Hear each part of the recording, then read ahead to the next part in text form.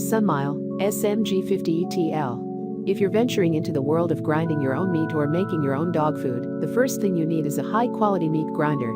It has to be powerful enough to quickly handle large quantities of meat with minimal clogging and jamming, all things that the Sunmile SM-G50 electric meat grinder promises to do. But while there are many grinders out there that claim to make meat processing a breeze, lots of them underdeliver and are really noisy, too. To see how the Sunmile grinder fared, I put it to the test grinding up chuck roast and chicken thighs. Read on to see how it handled the job. The grinder arrives in 3 separate pieces. Before I started, I had to attach the grinding head to the base and then place the tray on top.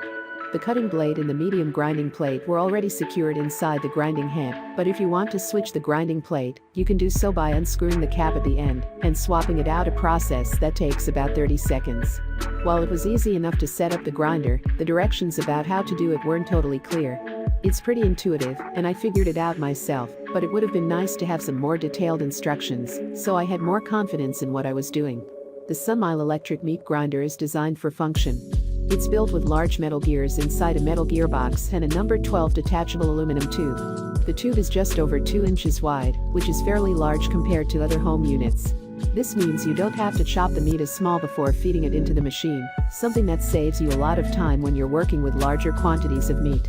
When grinding a chuck roast, I cut it into 1-inch steaks, and they fit in the chute with plenty of room to spare. The Sunmile also has a large capacity tray that allows you to hold and grind a generous amount of meat at one time, so you can pile it up for easier feeding into the chute.